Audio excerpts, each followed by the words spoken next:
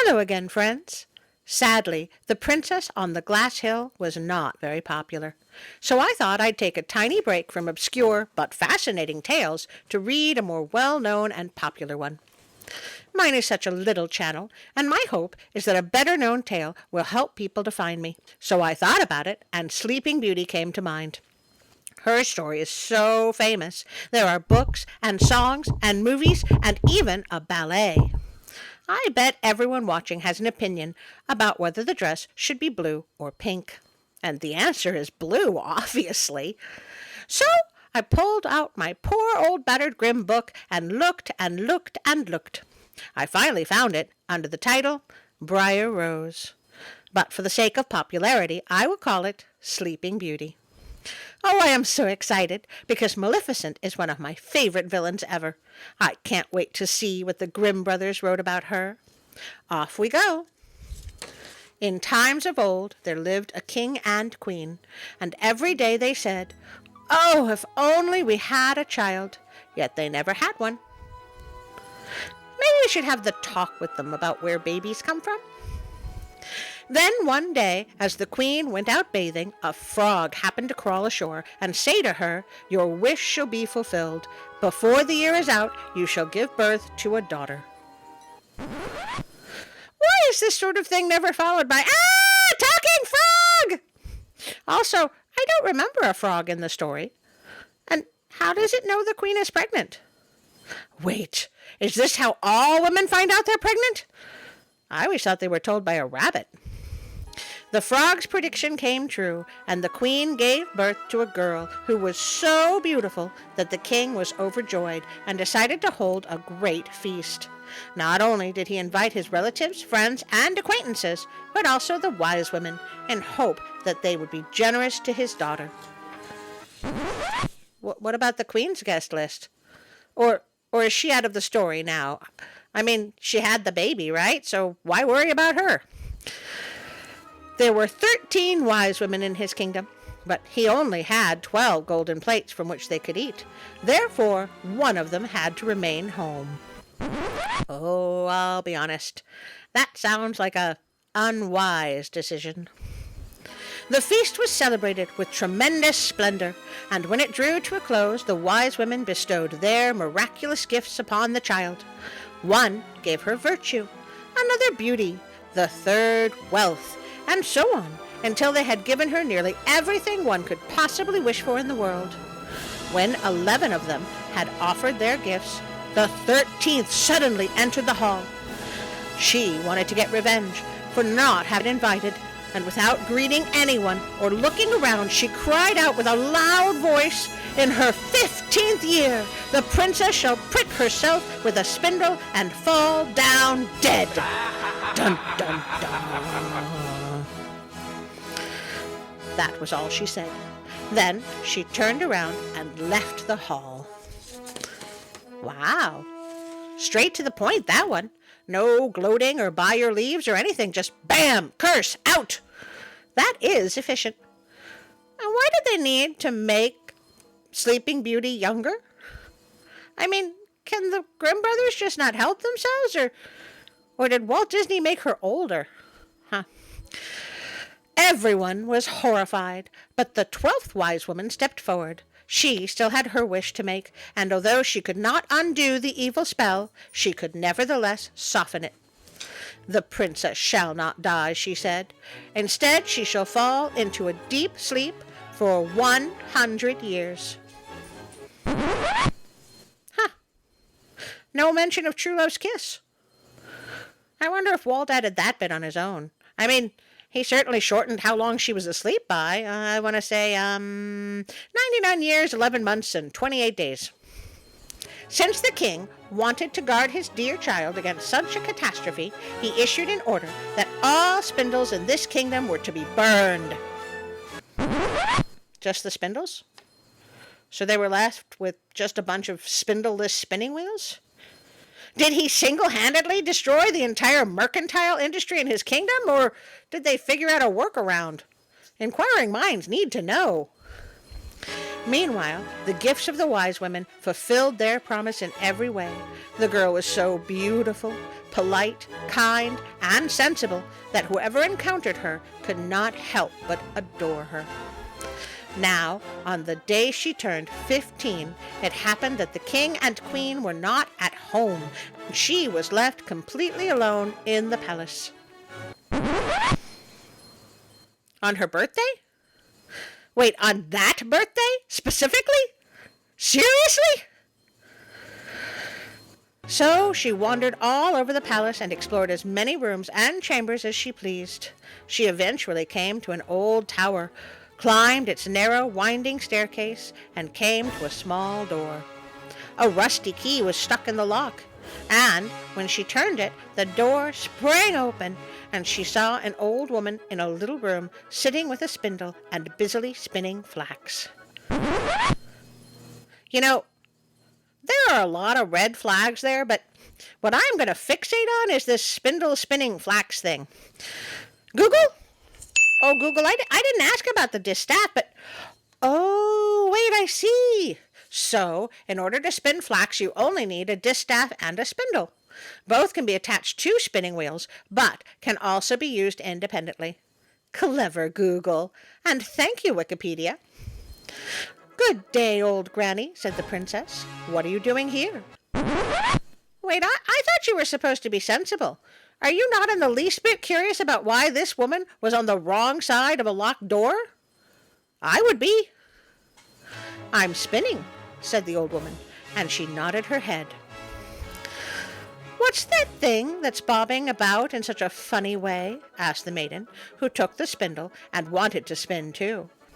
But just as she touched the spindle, the magic spell began working, and she pricked her finger with it.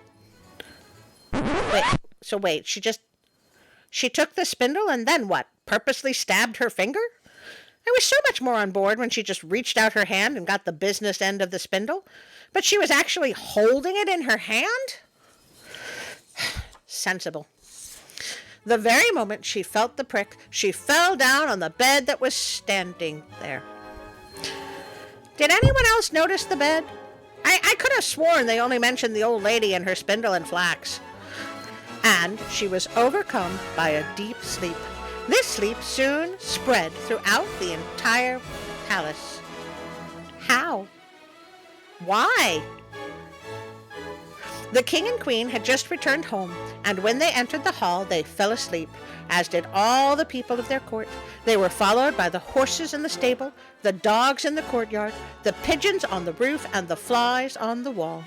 Even the fire flickering in the hearth became quiet and fell asleep. A sleeping fire? Well, I suppose it's better than burning the place to the ground. The roast stopped sizzling, and the cook, who was just about to pull the kitchen boy's hair because he had done something wrong, let him go and fell asleep. Good timing on the curse's part. Finally, the wind died down so that not a single leaf stirred on the trees outside the castle. Soon a briar hedge began to grow all around the castle, and it grew higher each year. Eventually, it surrounded and covered the entire castle so that it was no longer visible. Not even the flag on the roof could be seen. The princess became known by the name Beautiful Sleeping Briar Rose. Long nickname. Doesn't really roll off the tongue. Maybe we should shorten it to, I don't know, Sleeping Rose, Beautiful Briar. Just workshopping here. And a tale about her began circulating throughout the country. I wonder if it's the one I'm reading now. From time to time, princes came and tried to break through the hedge and get to the castle. However, this was impossible because the thorns clung together tightly as though they had hands, and the young men got stuck there. Indeed, they could not pry themselves loose and died miserable deaths. Oh, cool, content warning. Well, not as fun as Cinderella or the robber bridegroom or, Little Red Cap. Or, you know what? Moving on. After many, many years had gone by, a prince came to this country once more and heard an old man talking about the briar hedge. Supposedly, there was a castle standing behind the hedge, and the castle was a remarkably beautiful princess named Briar Rose, who had been sleeping for 100 years, along with the king and queen and their entire court. The old man also knew from his grandfather that many princes had come and tried to break through the briar hedge, but they had got stuck and had died wretched deaths. I'm not afraid, said the young prince. I intend to go and see the beautiful Briar Rose. The good old man tried best as he could to dissuade him, but the prince would not heed his words. Now the 100 years had just ended, and the day on which Briar Rose was to wake up again had arrived. When the prince approached the briar hedge, he found nothing but beautiful flowers that opened of their own accord, let him through, and then closed again like a hedge. Wait, hedges open and close by themselves? I think I saw that in a movie somewhere. In the castle courtyard, he saw the horses and spotted hunting dogs lying asleep. Wait, where's the dragon? Isn't there supposed to be a fire-breathing dragon? How is there no dragon? He just walks in? What kind of fairy tale is this? I am disappointed. Pigeons were perched on the roof and had tucked their heads beneath their wings. When he entered the palace, the flies were sleeping on the wall. Ooh, good time to swat a few. The cook in the kitchen was still holding his hand as if he wanted to grab the kitchen boy, and the maid was sitting in front of the black chicken that she was about to pluck. As the prince continued walking, he saw the entire court lying asleep in the hall, with the king and queen by the throne. Then he moved on, and everything was so quiet that he could hear himself breathe. Wow, that's actually really creepy. I kind of keep waiting for the jump scare. Finally, he came to the tower and opened the door to the small room in which Briar Rose was sleeping. There she lay, and her beauty was so marvelous that he could not take his eyes off her. Then he leaned over and gave her a non-consensual kiss, and when his lips touched hers, Briar Rose opened her eyes and woke up and slapped him right across the cheek. Then she called for her guards and had him arrested. No? Wishful thinking, you say? Well, a small blue furry monster can hope. And she looked at him fondly. Wait, not in utter shock at waking up to find some strange man leaning over her? I honestly think her first words should be, "Guards!" After that, they went downstairs. Wait, no introductions? No, "Hi, my name is Bond, Prince Bond, and I'm here to rescue you." Huh. After that, they went downstairs together, and the king and queen woke up along with the entire court, and they all looked at each other in amazement. Soon the horses and the dogs and yes, everybody's waking up. We get it. We've gone through this twice now. Everybody's awake. Moving on. The wedding of the prince and Briar Rose was celebrated in great splendor, and they lived happily to the end of their days. That's it? No explanations or introductions or anything? Just, I kissed you, so now you have to marry me. You know, many princes were killed in the making of this fairy tale. The least you could do was tell her your name.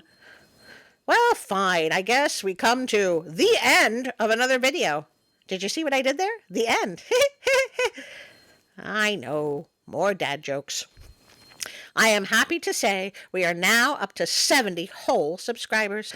I am slowly nearing my goal of 100 subscribers before 2028. Woot! Thank you all for coming back and listening to these very bizarre tales. Please like and share and subscribe, as it helps my tiny little channel make itty-bitty baby steps toward world domination.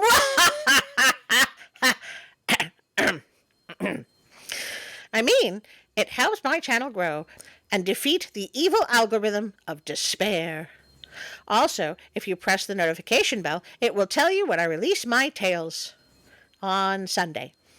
But what time on Sunday? It's a mystery, even to me. If you would like to support me on Patreon, link below, or join me on Facebook, Link below. Or, on the very rare occasion I put something on Instagram. Link below. And now for a special thank you to my Patreon supporters. I am here to thank you, my wonderful and amazing Patreon supporters. We now have 8. Well, sort of 10, but 3 of you are together. But it doesn't matter, because I love you all. I was so excited that I had to take the night off here in my beautiful hideaway for a nice drink. So thank you, Robinson, Ida, Teresa, Darren, Brick's Journey, Karen, William, and now Josh, Colleen, and Callum. I am forever grateful to you all. All right, cut. Phew, I think we got away with it. Wait, why are you snickering, cameraman?